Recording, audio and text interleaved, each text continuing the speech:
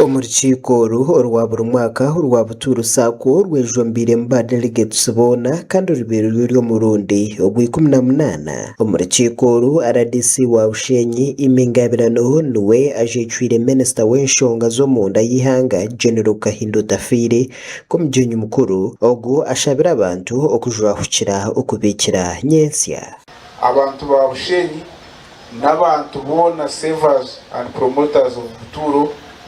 Let's emphasize the culture of saving. Obana unda kusaving rasimu, obana unda kuzireta, but we must have a culture of saving. If you don't have your savings, kandi myaka yo kwenda ko gumunsi yenzire kwika. Ebyokorire family yawe bamba kwenda mu iwo mushija we buhuyireyo. Myaka nkage byokorire family yawe buhuyireyo haza tabachikwetenga munonga. Ekikuza kusavinga na account yawe. Bamemba ba Buturo Sacco bagarikire basimwa ahabwo kwateraho Sacco yabo ekiresira amagoba hamwe n'abamemba bayiyongera. Tukaba tkozere amagoba ga net profit go kwingana billion emwe na miliyoni rushanju abernina ngo kumukuzere baho konko mwako go guthendire mu ncheze mama yese ngo tukozere net profit y'amagoba ga 2 billion na miliyoni rushanju 18 n'emutwaro 96 136 abacumanya makigero munga bamemba bagarukire bashabwa okurekeraho kugumana beguza za loan ezibatakubasa kushashurira mbwire ekiresera bingi baguze byabo byona byahwaho ahabwa za loan. Omuntu wena uwibara kategori kwa kweguze sente baheza kumwikiriza bamuhe sente kurigiro ko bamucebera bamuhereza akapapura ko bakweta payment schedule omukucebera kwitu nomukuburuza kwitu tushangire n'abantu bakimunonga abakora tereki bakweta payment schedule.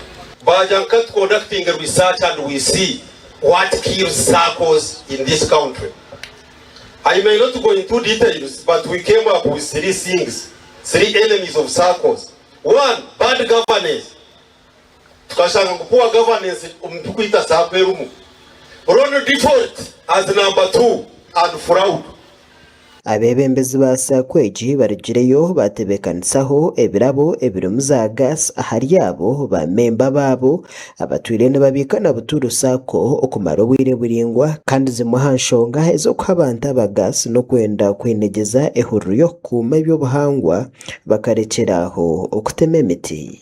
Ewe Buturo ukatandikana nayo tine kinyine yo mu mbere zikomeye kuko Buturo tukozere mpora na wareba ayindabire imecyonjije kandi nyo Buturo ekinabire n'igikunda cyo kubanza cyabere kimarayo Buturo wagishabe sente zo kwenda yo nezi kwereza ni nsima Buturo ngo Buturo terarebire ngo gunempunji ninga niki maybe ine capacity yo kushashura nazayo banyese birungi byabo nazayo ba percent nkatandika ni kurya kwata miliyoni 20 konka panawo ni musaka miliyoni 2. Aha mukorogu habiriho okutandikaho program ya Quick Loan kurabira aha mobile money na no kuronda bamemba basya abarije kubana bebembera Sacco eji kandi aba bashabirwe okuba besigwa kandi bakaba abanyamazima obutenda kugwisa Sacco yabo. Ekibintu kireto mishoga abantu turetame kinje mishoga abantu so kandi kikoreka tutuye abantu bomushana.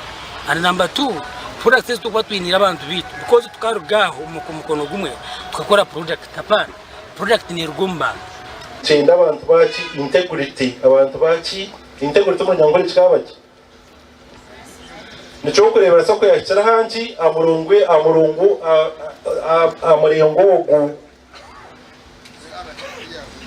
twenda abantu batine ki batina mazima. Sacco ya Buturo erunzire chairman wa Bodomsia kandogu nijana nimube hamwe kandogu na nabakachiko abaronzirwe nibo barayebembere Sacco eji okwikiriza ebiroto byayo. The entrustment you've given to us, the mandate that you have given us, mwebale mnonga kutrustinga ngutubebembere.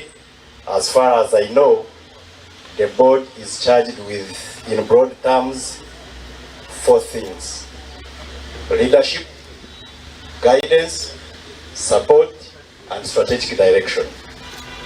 Amakuru agahagasha kwa Olivier Nasasira omuri Bushenyi.